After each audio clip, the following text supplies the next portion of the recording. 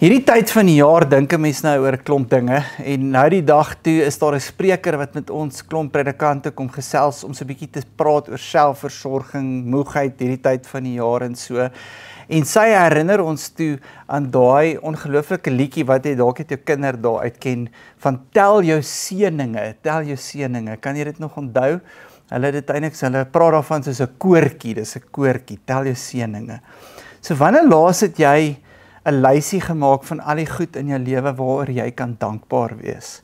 Miskien net soos al die goed wat 'n mens vergeet, soos die feit dat ek 'n werk het, of 'n kar het, of 'n dak oor my kop het, of kos op die tafel het, of gesond is, of kinders het, of 'n man of 'n vrou het wat vir my lief het, of 'n vriendin wat vir my omgee, of 'n foon in my hand met wie ek met ander mense kan kommunikeer.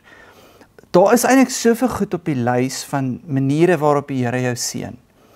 En een van die goed wat die mees belangrikste is in navorsing, is dit wys vir ons dat mense wat 'n ingesteldheid het om met dankbaarheid te leef elke dag.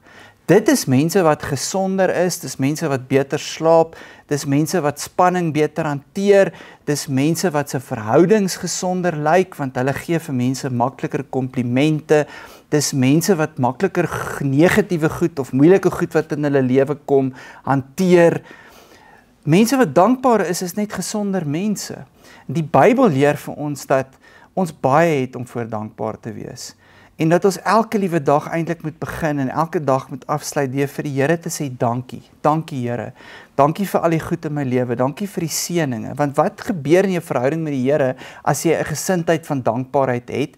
Jy begin ook verstaan dat eintlik alles wat ek het, alles wat ek besit, alles wat myne is vir my gegee deur die Here se genade.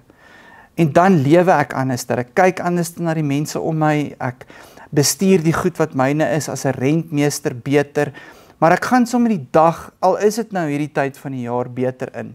En op daai manier is dit miskien 'n stukkie gereedskap wat jy kan gebruik in hierdie laaste deel van die jaar, om sommer net bietjie weer energie te hê, so bietjie meer perspektief te hê en op die einde van die dag te besef, daar's eintlik baie waarvoor ek kan dankbaar wees.